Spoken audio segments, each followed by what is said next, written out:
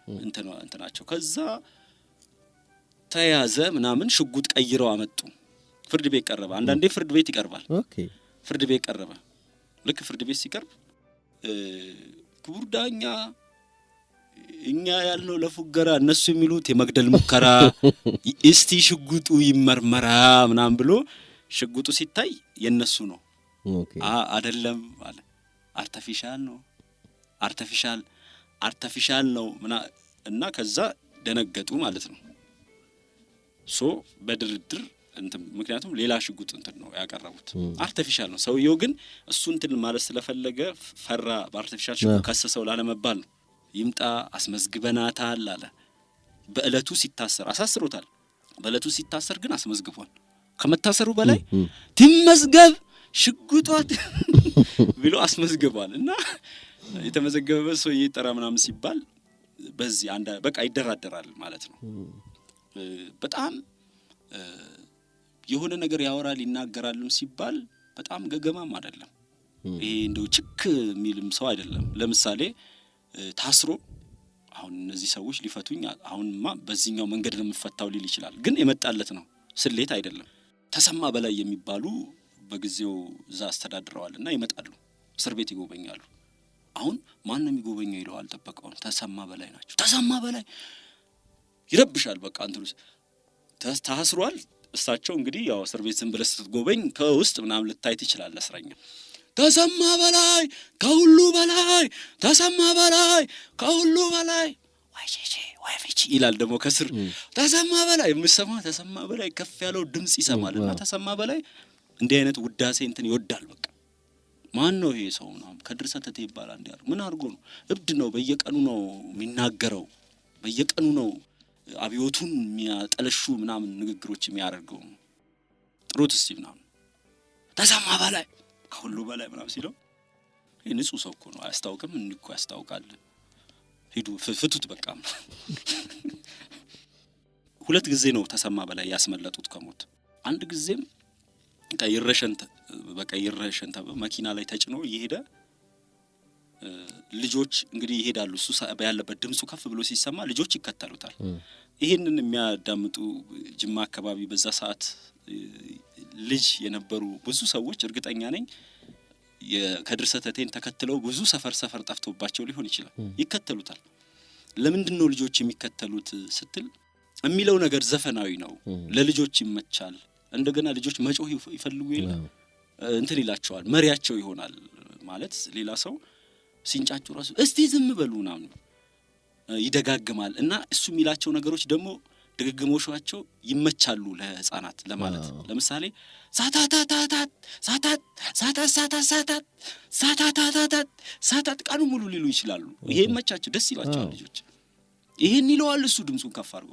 ከዛ የሆነ ቀርም ከፈለገ የሆነ ግጥም ሊል ይችላል። ለምሳሌ የሆነ አንድ ግጥም አንስቶ ኢሳፓኮ ባዶ ፓኮ ካለ ልጆች ደስ ነው የሚላቸው። ኢሳፓኮ ባዶ እንዲያርጎ ነው ይከተሉታል።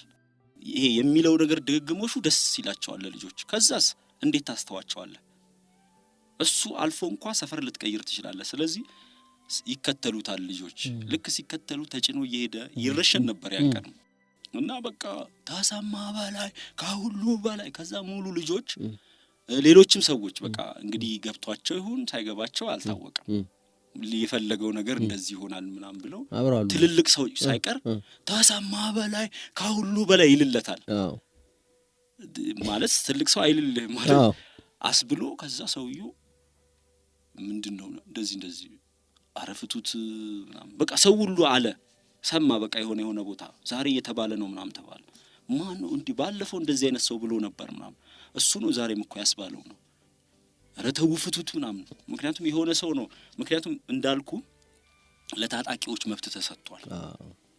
ላያቅ ይችላል ኃላፊው። እዛ ያለው እንኳን ኃላፊ አያውቅም። ይሄን የወሰነበት የሌላ ቀበሌ ነው የታጣቂዎች ኃላፊ ነው። ሞት ወስኖበታል። እንዲረሸን ሊሆን ይችላል ሊታሰር እና እነዚህ ነገሮች ማንም አይልም ማለት አስብ። ነጻ እርምጃ ዋናው መሪ ነጻ እርምጃ ነው። ዋናው መሪ ቁጭ ብሎ ለምንድነው የሚሄደው ሊገደል ምናምን ቢባል ወይ ነው ሊታሰር ሲባል ማን ያዘዘው ምንድነው ኬዙን አያውቀውም። በሁለት ጺማን ባንድ መላጣ መንጌ ባርቾ ስልጣን ላይ ወጣ ምናምን ይሄ መንጌ ደርጌ ምናምን ባርቾ ቆንጆ ይላል። ይሄን አሁን እንትና መጥቶ ራሱ ጓድ መንግስቱ ራሱ መጥቶ እዛ ይሄን ብሏል። እሱ መጥቶ አዎ መንጌ ባርቾ ቆንጆ ይላል። ይሄን ምን ትለዋለህ አሁን እንዴ? ምንድነው ባርቾ ቆንጆ ነው ያለው? ለሞት የቆረጠን ሰው ምኑን ትገለዋለህ እኮ አንድም ይሄው የሆነ ሰው እኮ ሲፈራም ነው ለመግደልም የሚመቸው እኮ ምንም ካልመሰለው እኮ በጣም አስቸጋሪ እየተደበደበ እጅግ በጣም የሚከብድ ድብደባ እየተደበደበ ማውራቱን ይቀጥላል። አሁን አንዳንድ ጊዜ እንዴት ነው አንዳንድ ጊዜ ደግሞ ምንም ላይል ይችላል። እንደዚህ ብለህ ምናምን እየተደበደበ ምንም አይነት ትንፍሽ ላይል ይችላል። አንዳንዴ ደግሞ ይለፈልፋል። በቃ ከፈለገ ቀን ያዘው ነገር ሊኖር ይችላል። ቀን ያዘው ነገር ኢሰፓኮ ባዶ ፓኮ ከሆነ ኢሰፓኮ ባዶ ፓኮ ይላል። ከዛ ደግሞ ይቀጥልና ለዚህ በጭባጫ ወጣችሁ ሰውን በቀዳዳ ታያላችሁ ይላል። ኢሰፓኮ ኢሰፓን ለማቋቋም የፓርቲ ለማቋቋም የተቋቋመ ኮሚቴ ነው። ኢሰፓኮ ደግሞ ቅድም ማርያም ሐውልት ወይንም እናት ሀገር ሐውልት ያልኩ ጋር ልክ እዛ ጋር ነው ቢሮ ልክ እዛ ጋር ቆሞ ያያል። ኢሰፓኮ አናቱ ላይ ባለ 3 ፎቅ መሰለኝ ህንጻው እንትና ጣሊያን የገነባው ነው። እሱ ጫፍ ላይ ኢሰፓኮ ተጽፎ አለ። እንትንም ጋዜጣም ብታይ የምታየው ነው። ያ ነገር ጥያቄ ነው። ሁልጊዜ የሆነ አዲስ ነገር ሲመጣ ማህበረሰብ ውስጥ ጥያቄ ነው። አንዳንዴ የማህበረሰቡን ጥያቄ ይዞ የሚዞርና መልስ የሚፈልግ ነው ይመስልና ምንድነው ኢሰፓኮ ያያልና ሄዶ እንትን ብሎ እዛ አስተዳደር ገብቶ ምንድነው ኢሰፓኮ ይላል። ሂድ አንተ እብድ ምን አገባህ ምናምን ይሉታል። እንዴ ንገሩኝ እንጂ ምንድነው ኢሰፓኮ ምንድነው ሂድ ይሉታል። ከዛ እንደውም ሲያስቸግራቸው እዛ ጠበቃዎቹ ወስደው ይመቱትና እሺ ኢሰፓኮ ማታም ስለሚሄድ ቀንካኪ ማታ ውስኪ ነው እሺ ምንድነው ኢሰፓኮ ይላል። ካኪ እንትን ማለት ስለ ቀንካኪ ማታ ውስኪ ነው እሺ ምንድነው ምናምን ይላል እየመቱት። ከዛ በቃ ወጣ ምናምን ከወጣ በኋላ ከግቢው ወጥቶ እንግዲህ ሄዷል አልሄደም ብለው ሲያዩት ለዚህ በጭባጫ ወጣችሁ ሰውን በቀዳዳ ታያላችሁ። ለዚህ አሁን እንግዲህ አልተናገሩም ማለት አሁን እኔ አሁን ስለ ቅኔ ምን አልተማርኩም፣ ግን ምንድነው ወጣ አላበሉትም አይደል? ምንም እንትን አለ። ለዚህ በጭባጫ ወጣችሁ ሰውን በቀዳዳ ታያላችሁ። አሁን ምንድነው የደገሱት ነገር አልታወቀም። ምንድነው በኢሰፓ የተደገሰው ነገር? ምንድነው ፖሊሲው? ምንድነው አይዲዮሎጂው? ምንድነው ይዞ እየመጣው? ምንድነው የተደገሰው ነገር? አየህ ቅኔ ለዚህ በጭባጫ ወጣችሁ። ከዛ አሁንም ሄዶ ይቆማል። የሆነ ቀን ገባው ኢሰፓኮ ባዶ ፓኮ በቃ የለውም ምንም። እንግዲህ ንገሩን ተብሎ ምንም አልገባውም። ሰው የምር እኮ ነው ምንም አልገባው። ምንድነው ኢሰፓኮ ብሎ መጣ። የሆነ ከንጉሳዊ እንትን ገና ተላቆ ስንት ዓመት የሆነው እንትን ኢሰፓኮ የሚል ነገር ምንድነው? ድርጅት ነው እኮ ድርጅት ሆኖ መጣ። አስተዳደሩ ማለት ንጉሳዊ አይደለ? ምንድነው ውስጡ ምንድነው ይሄ ኢሰፓኮ የሚለው? አሁን እንግዲህ ፓርቲ አናቀም እኮ በእነሱ እዛ ጋር ባለ ማይንድ እናስበው። ይሄ አስተዳደር ኢሰፓኮ ጽፈት ቤት የሚል መጣ። ምንድነው ሳሙና ነው የሚያመርተው? ዳቦ ነው የሚያመርተው? ፖለቲካ እስከሆነ ምንድነው ውስጡ ያለው ነው። ከዛ ኢሰፓኮ ባዶ ፓኮ አሉ። በቃ ባዶ ፓኮ ነው እውነትም። ከዛ በኋላ ኢሰፓ ሆነ ምን ተናለ ምንም አልቆየም። የሆነ ጊዜ ደግሞ ወንዝ ሲወርድ አይቶ ወታደሮች በዛ በኩል ሲያልፉ ምን ነው ወንዙ ደም በደም ሆነ? ምን ነው ወንዙ ቀላ? ምን ነው ወንዙ ቀላ? ለወታደሮች ምንም የሚያዘው ነገር አለች አይደለ? ወቴ ይላቸዋል። ሲሄድ ፉከራ ሲመለስ እኮላ ይላቸዋል። አንዳንዴ ያከብደዋል። ለምን የእንትን ጊዜ በጣም በፉከራ አይደለ የተሄደው የሶማሌ ጦርነት ጊዜ። ሲመለስ ደግሞ ብዙ ሰው እግሩ ተቆርጧል ወይ ሆነ።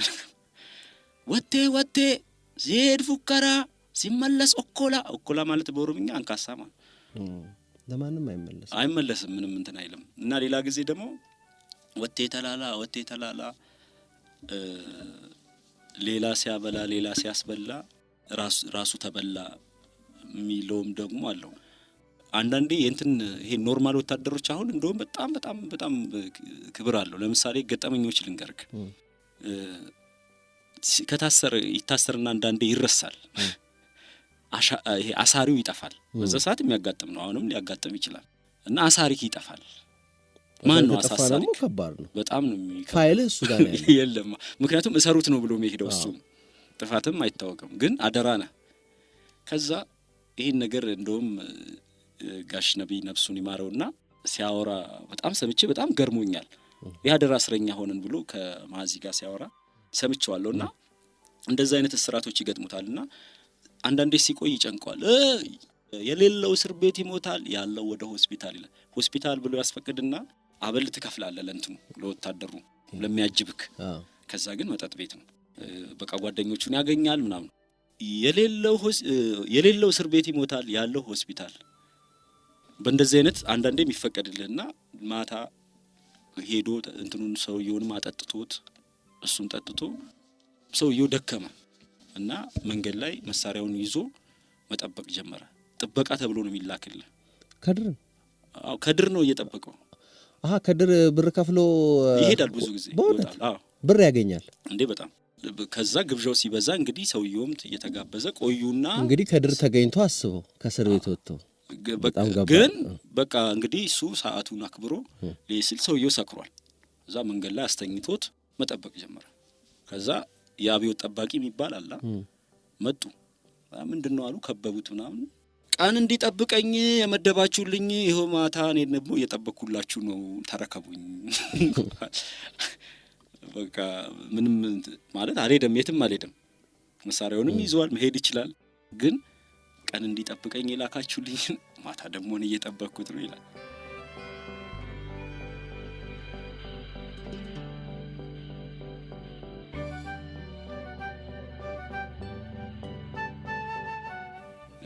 በተመሳሳይ ደግሞ አዲስ አበባም እብድ ነኝ ብላችሁ የለ በቃ ይቺ የመጨረሻ ስቴፕ ላይ እንትን ሲሉ እብድ ነኝ ብላችሁ የለ እንትን እብድ ነኝ በቃ እንደውም ብሎ ቃል ሲሰጥ አምነስቲ ኢንተርናሽናል የሆነ ትልቅ ሪፖርት አውጥቶ ነበረ። ያ ሪፖርት የመንግስትን በጣም የሚኮንን አይነት ብዙ ግድያዎች ምናምን የሚል ከዛ በየእንትኑ ፍርድ ቤት ተቋቋመ። በዛ ሰዓት የሆነች ትንሽ የሆነች ህጋዊነት የምትመስል ነገር ተፈጥራ ነበር።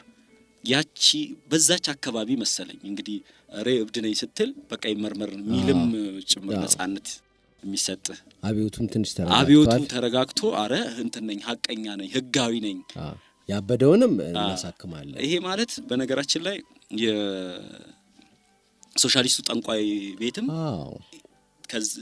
ያ ኢንስፓይሬሽን አለው። በጣም የሚገርም በቃ ልክ ትክክለኛ የሆነ መጽሐፍ ነው። ለምንድን ነው እኔ የሰተቴን ታሪክ ሳጠና እንደዚህ አይነት ነገሮች ስላገኘሁኝ ማለት ነው። ስለዚህ ይመርመር ተባልና አማኑኤል ወደዚህ ተላከ።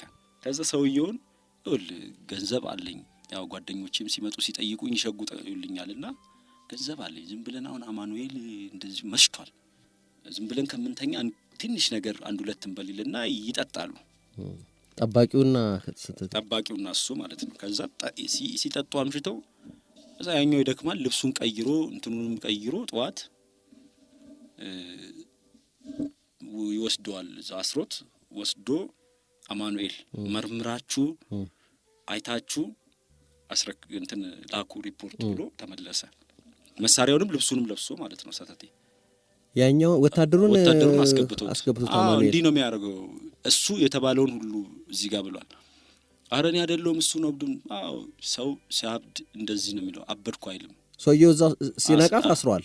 በቃ እዛ ሲነቃ አማኑኤል ገብቷል። አስገብቶት ተመለሰ። ከዛ እብድ ነው እኔን ሁለታችንንም መረመሩ አለ።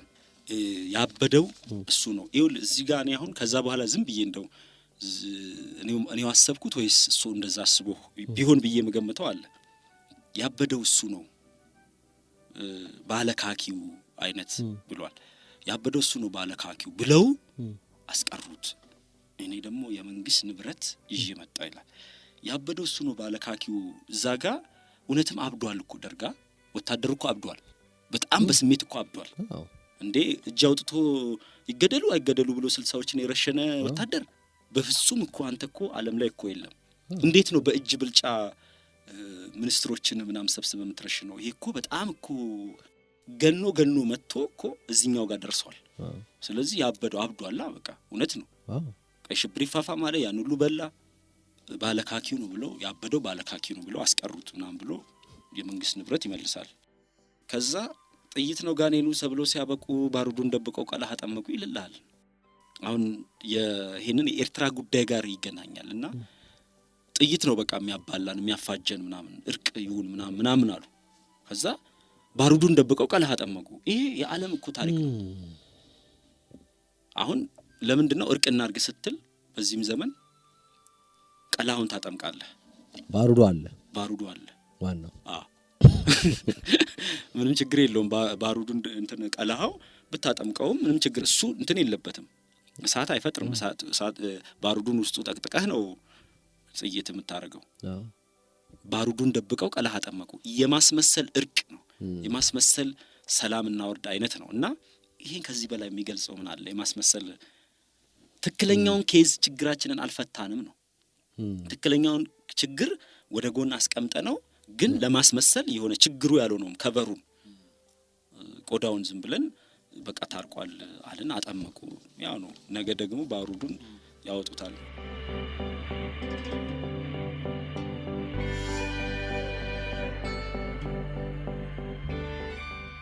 እስር ቤቱንም በነገራችን ላይ ያነቃቀዋል እና ሲወጣ በጣም ነው የሚደብራቸው። ይሄን ነገር ከማሰምቻል ይሄን ታሪክ ተመሳሳይ አያሙሌ ታስሮ በስረኛው ጥያቄ 5 ቀን እንደገና ታስሮ ወይ ደስ ይለናል ምናምን ብለው እሱ ተመለሰኩ። እንደዚህ አይነት ባህሪ ያለው ሰተት አይገርምም? አስቧ እንኳን ታስረዛ ራሱ የሚያዝናና ሰውዬ እስር ቤት ውስጥ በቃ ወደነዋልና በቃ እንቆይ። ከዛ ዱዓ ያረጋል፣ ነገ ትወጣለህ። በቃ እዛ ዱዓ ያረጋል፣ ርብሽ ነው የሚያደርገው። ከዛ አንድ ጊዜ ምን ይላል መሰለ፣ አንድ ጸጉር ቆራጭ ሊጠይቀው መጣ። እንግዲህ ጠየቅኩት ለማለትም የሚመጡ አሉ፣ ይሁን እንዲተዋቸው እንዳይለክፋቸው።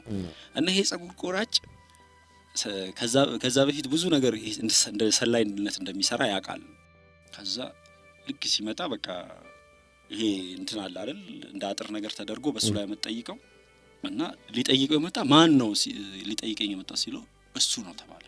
አየው ማለት ነው። ምክንያቱም ከሩቅ አይቶ ነው እሱ ነው ጠያቂ ሲባል እዛ ድንጋይ አነሳና አናቱ ነው። እና ምን ይላል መሰለ ኮፈኑን አልኩለታ ይላል። የሆነ የኬጂቢ የሆነ መጽሐፍ ነበር በዛ ሰዓትና የሆነ የኬጂቢ መጽሐፍ አለ። በመጽሐፉ የሆነ ግጥም ይልና ኮፈኑን አነሳውለታ ይላል። ኮፈኑን አነሳውለት ይላል። ጭራሽ ሰልሎ አሳስሮ ሊጠይቀኝ ይመጣል። ግን ያላደገኛ ሰው እንደሆነ ግን ባሳሰረው ሰው ውስጥ በማን ምክንያት እንደታሰረው ሁሉ ያውቃል ሰተቴ። ሌላው ደግሞ በጣም ከባድ ማንነቱ የትኛው ነገር እንዳሳሰረው ያውቃል። እዛው እስር ቤት ሳንወጣ አንድ የመናዊ ሰው አሊ የመኔ አለ፣ ሌላ የመናዊ ሰው አለ። ይሄ የመናዊ ሰው ሀብታም ነው፣ በምን እንደሆነ ነው የታሰረው እና በጣም ያስቸግራቸዋል። በቃ ባለ ሀብት ነው፣ ገንዘብ ስላለው በቃ ይረብሻል እስር ቤቱን። በምንድነው የሚረብሸው? እንደፈለገው እንትን ማለት ይችላል። ምክንያቱም ጉልበተኛውንም ገንዘብ እንትን ካለው ቦታም ሊያስለቅቅ ይችላል። ፀሐይ ለመሞቅ አንተ ቀድሞ የተቀመጥክበት ቦታ ካልተመቸው ሊያስነሳህ ይችላል። በጣም ይረብሻል እንትኑና ከዛ አንድ ቀን ማታ ምን ይላቸዋል? አላወቃችሁትም? ይሄ ሰውዬ ልክ ሰው አይደለም እንትን ነው ምንድነው እንደውም በቃሉ እሱ ውሽቲ ነው ምናምን ነው እና እንደዛ ምናምን ይላቸው እና ተጠንቀቁ ምናምን እና በደንብ ሁሌም ስተኙ ቀበቶ ሰሩ ምናምን ብሎ እንዲህ አይነት ታሪክ የነገሩኝ አብሮ ታስሮ የነበረ ሰው ነው። ከዛ ማታ ግን የአንድ ሰውን ቀበቶ ሰተቴ ይፈታል። መጀመሪያ ሰሮ አለ አስጠነቀቀ። ከዛ አንድ እንቅልፋም ሰውዬን ፈልጎ ቀበቶውን ይፈታና ይተኛል። ሰውየው ጧት ሲነሳ በደንብ አስሮ የተኛው ቀበቶ ተፈቷል። የሱሪው ቁልፍ ተፈቷል። ድብልቅ አረገው በቃ ማረሚያ ቤት ዋለ። ከዛ ምንድነው ሲባል ያ ሱሪ ተፈቶ እንደዚህ በቃ ራሱ ነው። ከዛ ሰውየውን ድብድብ አርገው በቃ እንዳይሞት እንዳይደን አርገው ከዛ በኋላ ሰውየው ተረጋጋ እና አሊ እንትና አወቀ ይሄንን እንዳደረገው የመኑ አወቀ። ከዛ ሰተቴ ምን አርጌ ነው እንደዚህ እና በጣም እኮ ንጉሶች ከዛ ይግባባሉ ታውቃለህ እንዲህ ኃይለኝነቱ ተገርቶ ይግባባሉ ከዛ ሲፈቱ አብረው ተፈቱ ከዛ ነጋዴ ነው ሰውየው በንግድ በምን እንትን ይሏቸዋል መሰለኝ በዛ ሰዓት ያስቸግሯቸዋልና እንትን ሲለው በቃ እንትን ይሄ ሰውየው እንዲህ በቃ እንዲህ ሆኜ እንደዛ ሆኜ አሁንማ አያሰሩኝም ምናምን ሲል እንትን ይበዛበታል ይሄ ቁጥጥርም ይበዛባቸዋል ትንኮሳም የመኖች ደግሞ አረቦች የሚገርምህ ጅማም በዛ ሰዓት ይመስለኛል በነበሩበት ቦታ ሁሉ እንደ ሀገራቸው ነው እንጂ በፍጹም አንድም ቀን ተሰምቷቸው አያውቅም ሀገሬ እኮ ነው የሚሉት በተለይ የመኖች ጅማ ያሉ ከዛ ሸፍት ለምን አሸፍትም ሲለው አሊ የመኒ ሸፍቶ በወሩ ከጫካ ተያዘ ሸፍቶ መንግስት ላይ እኮ ነው የሚሸፍተው ገብተዋል ከዛ ሸፍቶ ተያዘ የመኒው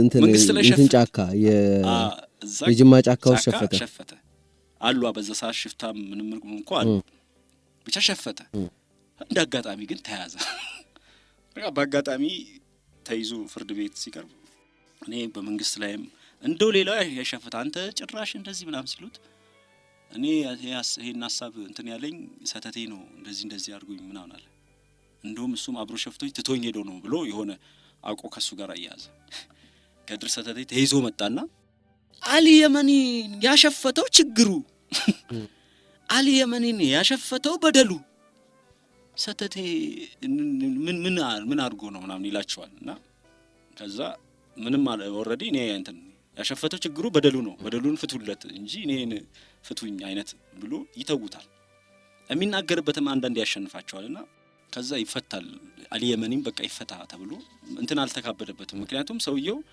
ዝም ብሎ እንትን እንዳደረገ ነው በቃ ጥሩ ሰው አጋጥሞታል መሰለኝ እየተካበደ ቢሄድ ታሪኩ ሌላ ነው የሆነው ምክንያቱም ሽፍታ ነው ከዛ ይፈቱታል ሲፈቱት አንተ ምናምን ይለውና እንደውም ና ከዚህ ጅማ አይደለም አጋሮ እንሂድ ብሎት አጋሮ ይዞት ይሄዳል አጋሮ ይመላለሳል ከድር ከዛ በዛ ሰዓት የእንትና አለፋሪስ ፋሮ ቤት ይሄ ድግስ ምን ይዘጋጃል በእርግጥ በዛ ሰዓት ተወርሰው ምናምን የተወሰነ እንትን ብለዋል ግን እንደዛም ሆኖ ንግድ ይነግዳሉ ባለቤቷ በጣም ቆንጆ በጣም አስተዋይ በጣም ጂኒየስ የሆኑ ሰው ናቸው የከተማው በጣም ታዋቂ እንዴ በጣም አሁን አጋሮ ሄደህ ሴቶችን ስታይ ንቃታቸውን ስታይ ውበታቸውን ስታይ በራስ መተማመናቸውን ስታይ ሲያናግሩ ወይንም አብራቸው ሆነ ብታወራቸው ያላቸውን የማይንድ ሴት ብታይ የሆነች ዘመናዊ ሴት እነዚህ ልጆች ከትውልድ ወደ ትውልድ እንዲሰለጥኑ አድርጋቸዋለች ያስብላል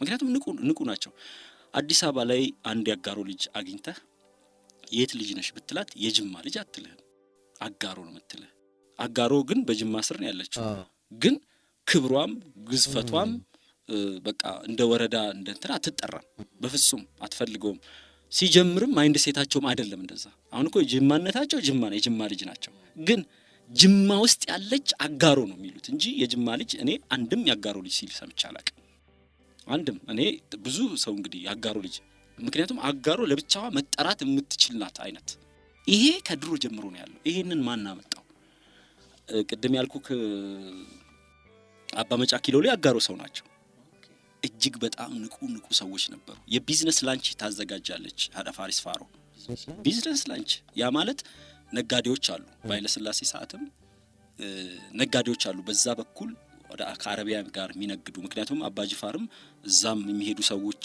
ብለው ህንጻ አሰርተዋል ጥሩ ግንኙነት አላቸው ይነግዳሉ ከዚህ ቅመም የዝሆን ጥርስ ሌሎች ነገሮች ይዘው ይሄዳሉ ከዛ ደግሞ ሸቀጥ ይዘው ይመጣሉ ትልልቅ ነጋዴ ናቸው ይገናኛሉ እዛ የሚያልፉም ይገናኛሉ ይዘው የመጡም ይገናኛሉ የአረቢያ ነጋዴዎችም ይገናኛሉ ያገር ውስጥም አሉ በጣም ጂኒየስ ሰዎች አሉ እና እዛ ብዙ ጊዜ ድግስ ይኖራል ይሄ የገጠር እንትን ጭፈራዎች ይጨፈራሉ ደስ ነው የሚለው በጣም ሙዚቃ ወዳድ ናቸው በጣም የአርቲስቲክ ማይንድ ያላቸው ናቸው ያጋሩ ሰዎች ከዛ እዛ ብዙ ደንገጥሮች አሏት የገጠር ቆንጆ ልጆችን ተሰበስባለች ስታይልም ተሰራላቸዋለች ያ ማለት የሚገባቸውን የሚታዩበትን ውበት ትገልጥላቸዋለች በጣም ኮንፊደንስ አላቸው ፈገግታቸው በቃ እንግዲህ እኔ ሄድኩኝ አጋሩና ይሄን ፈገግታ ማየት አለብኝ ብዬ እውነት ነው ማንንም ሰው አጋሩ ቢሄድ የአደፋሪስን ፋሮ ፈገግታ ሁሉም ሴት ላይ ማየት ይችላል። ፎቶዋን አገኘ? ፎቶአቸው ፎቶአቸው የባሏም ከዚህ በፊት ብዙ ቤታቸውም አለ ባለ አንድ ፎቅ ቤት የሚያምር ቤት ለዛውም ጉብታ ላይ የተሰራ ቤት ነው። እጅግ በጣም ዝንጥ ያለ ነው። ከዛ የልጆቻቸውን አገኘው። እሺ በቃ የሚያወሩበት መንገድ፣ ዘመናዊነታቸው፣ መረዳታቸው፣ ልቦናቸው፣ ውበታቸው፣ የምር ንቃታቸው ራሳቸው ናቸው። በቃ አገኘው። አንዳንድ ሰው በከድር ጊዜ በዘመኑ አይደለም የሚቆም እንትን ነበሩ ማለት ነው። ኮከብ ነበሩ ግን የተወሰነ እንደ ያኔ እንደ ኃይለ ሥላሴ ዘመን አይደለም ተወርሶባቸው። ምክንያቱም የደርግ መንግስት ያው ሀብታሙን ድሃውን ሀብታም ያደርግ እነዛ ሰዎች ሀብታሙን ድሃ ሆነ ነግደው ነው ያመጡት። ስታስባቸው ድብልቅልቅ ያለ ፖሊሲ ነው ያደረጉት። ምክንያቱም በተለይ እዛ የነበሩ ሰው ነግደው ነው ባላባትም የሆኑት። የቡና መሬት ቢኖራቸው ከሆነ ሰው እንትን ብለው ምናምን አይደለም፣ ነግደው ነው። ነጋዴዎች ናቸው። ቤት የሰሩት ነግደው ነው። የከተማ ቤት በሚል ተወሰደባቸው። ቤታቸው ግን አልተወረሰም። አብዛኛው እዛ አካባቢ አልተወረሰም። በነገራችን ላይ በጣም ይገርም። ኦኬ የአሁን ትልቅ ቤታቸው አልተወረሰም። እሳቸው ይጅም አይቻሉ ከነግቢው ከነምኑ። ለነገሩ ያከራዩትን መሰለኝ አይደል የሚወረሰው? የራስ ቤት ሳይሆን የትርፍ ቤት ከተማ ከሆነ የትርፍ ቤት ነው። ግን ያ የቢዝነስ ማይንዳቸው በፍጹም እና ከድር ሲሄድ ያገኛቸዋል እና አሊ የመኒ ልክ እዛ ሲሄድ ከነሱ ደንገጡር ከአደፋሪስ ፋሮ ደንገጡር ወይንም ደግሞ እዛ ካሉ ሴቶች አንዷን ወደደ።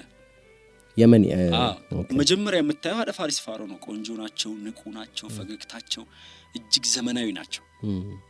እንዴት እንደምስላቸው ራሱ አላውቅም። ምክንያቱም ይሄን ሁሉ ያሟላ ሰው እንዴት ነው የሚሆነው?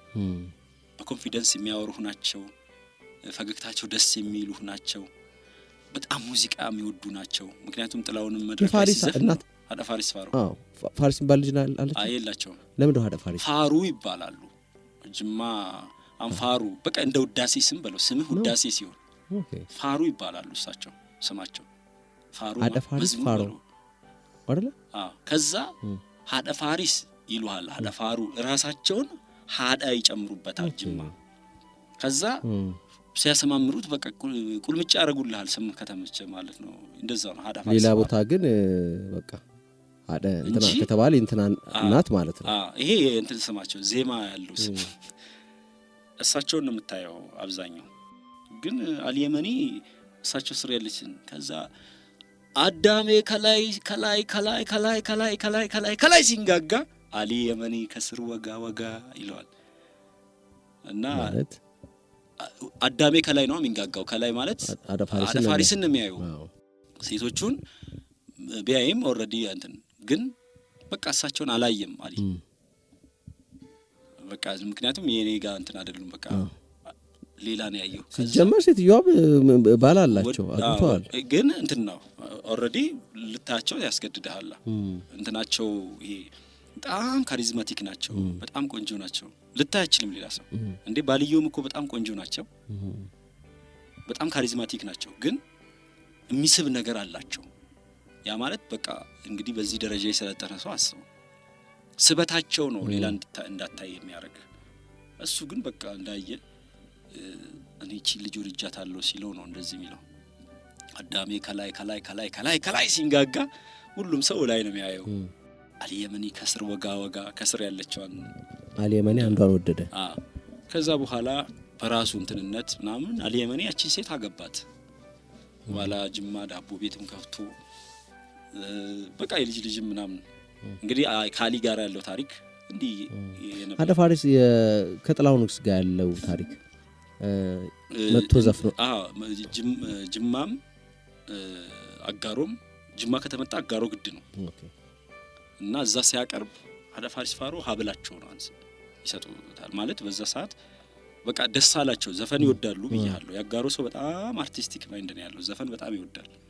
እንዴ ቤታቸውን ሸጠው ከጥላውን ጋር አዲስ አበባ ድረስ መጥተው የተዝናኑ ብዙ ናቸው ጥላውንን ለማግኘት። ያ ማለት በጣም ዘፈን ወዳድ። ከዛ ከኮንሰርት ወይንም እንደ ኮንሰርት ዝግጅት አዘጋጅተው ከሚዘፍኑት በላይም ጥላውን በኖርማል ሄዶ የሆነ ሆቴል አለ። እዛ ሆቴል እንደዚሁ ያንጎራጎራ አብሯቸው ጥሩ ጊዜ ያሳለፈ ሰዎች አሉ። የአሸሚያ ማታቤን ተሰራ ሙዚቃው።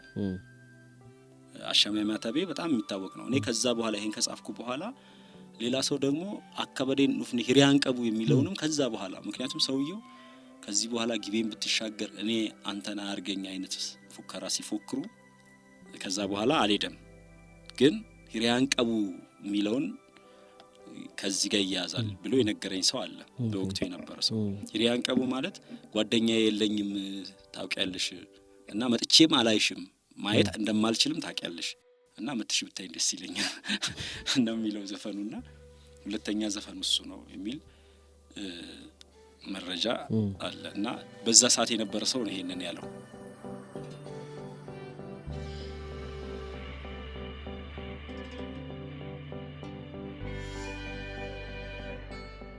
ሶ በዛ ሰዓት የነበሩ ሰው በዛ ፋሪስን የዘፈነው ከሀብሉ በኋላ ሲከለከል ሀብል ምክንያቱም ሰታመጣ ባልየው በጣም ይቆጣል ሁለት አይነት ታሪክ ነው ያለው ሀብሉን ሄደሽ አምጪ ተብላ በዛው ቀርታለች የሚልም አለ በቤተሰብ ደግሞ ሲሆን ልትይ ስትል በቃ ታዩ እንደውም ተብላለች የሚል አለ ሁለት ታሪክ ነው እንግዲህ አንዱ ታሪክ ነው የሆነው ግን ቀላል አይደለም በዛ ዘመን ራሱ ይሄን ያህል ነጻነትም ራሱ መኖሩ አድናቆትስ መግለጽ መቻል እኮ ዘመናዊነት እኮ አዎ አንድ ያገባይ ሴት ሀብሏን ሰታ በሰላም ኖርች ራሱ የዛሬ 40 ዓመት ምናምን አካባቢ ቀላል አይደለም እንደ ማህበረሰብ ንቁ ማህበረሰብ ነው ንቁነቱ ምንድነው አንደኛ እድሎቹ ለምሳሌ የሚያያቸው ዓለም አቀፍ ግንኙነቶቹ በጣም የጠበቡ ናቸው በጋዜጣ በመጽሐፍት ፈልጎ ነው ዕውቀት የሚያገኘው ከዛ ኮሚኒኬሽን በጣም ሰፊ ነው ማለት እኔ እናንተ ስናወራ ነው ልንውል የምንችለው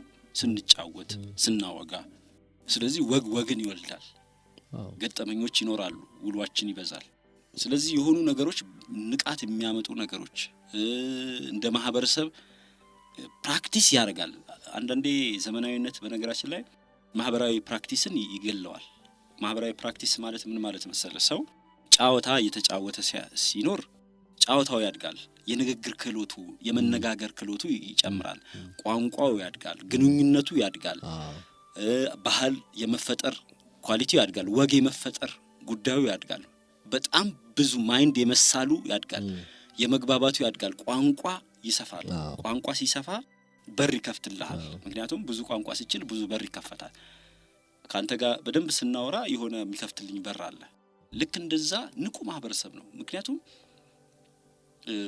አንዳንዴ ሁሉ ነገር ሲከፈትልህ የቱን እንደምትይዝ የቱን እንደምትጨብጥ የምታጣበት ዘመን አለ አይደል ያኔ ግን ጋዜጣ ከሆነች ጋዜጣ ነው ከዛ እዛች ላይ የተነሳች የሆነች ጉዳይ ርዕስ ትሆናለች ትብላላለች ማለት ነው በዚህ ዘመን እንደምታገኝ ስለምታቅ በፈለኩ ጊዜ አነሳዋለሁ ስለምትል አታብላላው በቃ የሆነ ሰዓት ገብቻ አነባዋለሁ ስለምትል ሶ ፕራክቲስ የሚያደርግ ማህበረሰብ አይደለም ያሁኑ ፕራክቲስ አያደርግም ማለት ቋንቋውን ፕራክቲስ እያደረገ አይደለም ጫወታውን ወጎቹን ተግባቦቱን ፕራክቲስ እያደረገ አይደለም ምክንያቱም እያወራ አይደለም ይሄ አለማውራት ደግሞ ምን ችግር ያመጣል መሰለ ተነጋግሮ የመግባባት ሁኔታ እየቀነሰ ነው የሚሄደው እኔ አሁን ኢትዮጵያን ዝም ብለን ስናያት ወይንም እንደ ዓለምም ልናስብ እንችላለን ግን ዝም ብለን ኢትዮጵያን ስናያት እንደ ማህበረሰብ የሆኑ አካባቢ ማህበረሰብ ምን እንደሆነ አላቀም ጥናት ሊያስፈልገው ይችላል ጂኦግራፊው ይሁን የአየር ሁኔታው ይሁን የባህሪ ልዩነት አለ ለምሳሌ እንደዚህ አይነት አካባቢዎች ጭምቶች አይደሉም ጫወታ ወዳዶች ናቸው በጣም ጥበብ ወዳዶች ናቸው በጣም ፈን የሚያበዙ ናቸው በጣም ወግ ያላቸው ናቸው የእርስ በርስ ግንኙነታቸው በጣም ሰፊ የሆኑ ናቸው ይህንን እንደ ጂኦግራፊ እንተሳስቀምጥልህ ለምሳሌ ከኢትዮጵያ ዝም ብለ የጅማ ማህበረሰብ ውሰድ የሐረርን ማህበረሰብ ውሰድ የድሬዳዋን ማህበረሰብ ውሰድ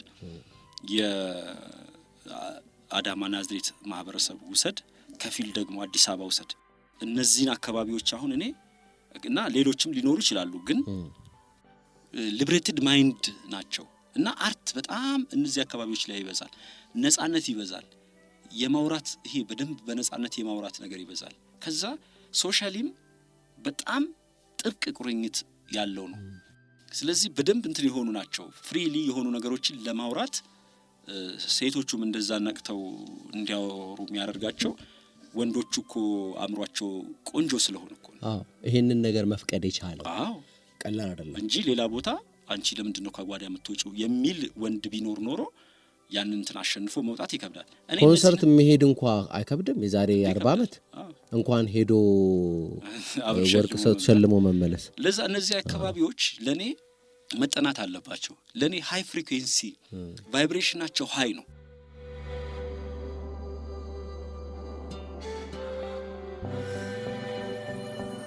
ከፍተኛ ደረጃ ላይ የደረሱበት ጊዜ ይመስለኛል ከተሞቹ በዛ ነው በጣም። አሁን እኔ እንግዲህ አንዱ አውሮፕላን ሊገዛ ሄዱ ምን ማለት ነው በ19 በጣም ብዙ ነው። እንደዚህ አይነት ሰዎች አውርተን አንጨርስም። በዛ ሰዓት የነበሩ እጅግ በጣም ብዙ ሰዎች ናቸው። ብዙ ማለት ታሪካቸውም ያልተነገረ የተነገረ እነዚህ በጣም ጎልተው የወጡ ናቸው። ግን ዝም ብለን እናስበው።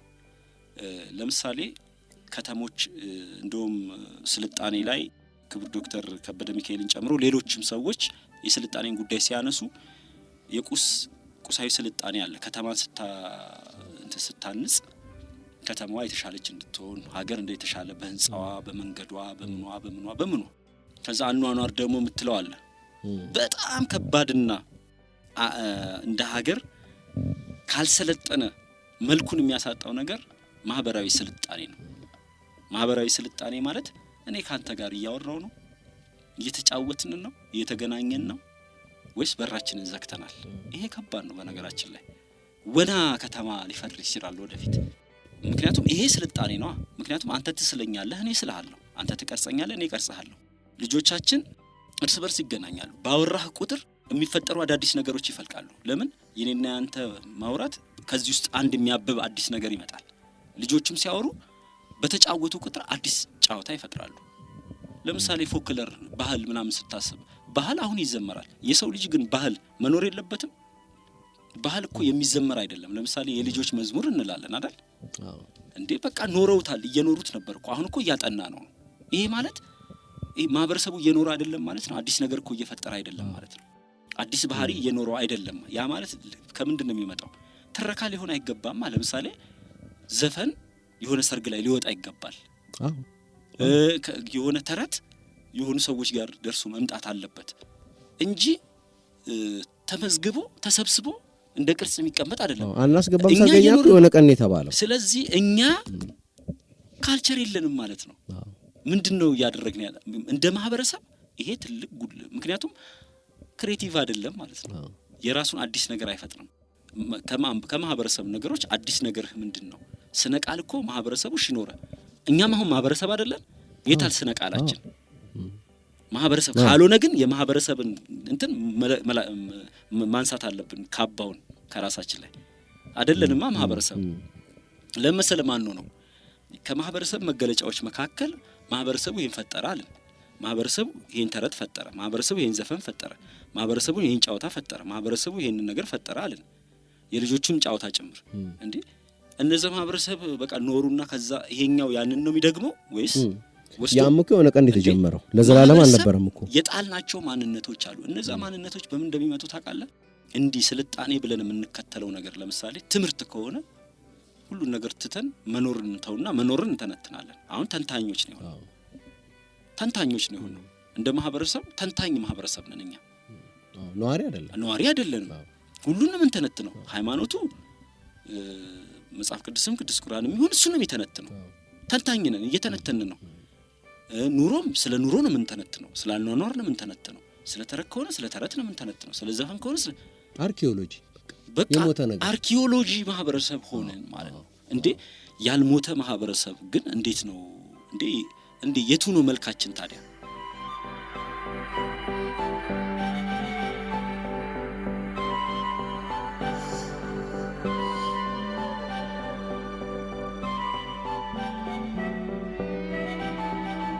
የኢትዮጵያ እንደ ሀገር እንደ ህዝብ ትልቁ ችግራችን ማህበራዊ እጸጻችን ነው። ማህበራዊ እጸጾቻችን ማለት አሁን ሙሰኛ ማህበረሰብ ነው። አሁን እንደ ማህበረሰብ እኛ የምንለው ኢትዮጵያ ውስጥ ሙስና በዝቷል ነው። ከማርስ የመጣ ሰው ነው እንደ እያስተዳደረን ያለው። ራስ ወዳድ በዝቷል ነው ወይ ደግሞ የሆነ የምንላቸው ኔጌቲቭ ነገሮች ሁሉ የማህበረሰቡ ውጤቶች ናቸው። ለምሳሌ የደርግ ሰዓት ያ ሁሉ ገዳይ ያ ሁሉ ገራፊ ከየት መጣ? ንጹህ የሃይማኖት ሀገር ማህበረሰብ እንዴት ከነሱ አብራክ እንዴት ከኛ አብራክ ገዳይ ሰው ወጣ ነበረ? እንዴት ዘግዝቆ ገራፊ ሰው ወጣ? ሁላችንም ውስጥ ገዳይነት ገራፊነት አለ። ያ ማለት ዛሬም ቢሆን ማህበረሰቡ ሌባ በዛብኝ ሲል ራሱ እንደሚወልደው ይወቅ። እንደውም ካሊል ጅብራል የሆነች አለችው የድራጎን የሚላት ድራጎኑን ራሱ ነው የሚወልደው። ይሄ ማህበረሰብ ድራጎናችንን ራሳችንን የምንወልደው። ከዛ ሳቱ ፈጀን እንላለን እንዴ? ምክንያቱም መልኩ ስለተለወጠ ነው። ድራጎን አንወልድም ብለን ስላሰብን ነው እንጂ እርግጠኛ አሁን ከማህበረሰብ ውስጥ የወጣ ሰው ነው ያን እያደረገ ያለው። አሁን እኮ ስልጣን ትቀይራለህ፣ ስቀይረውም ይመጣል።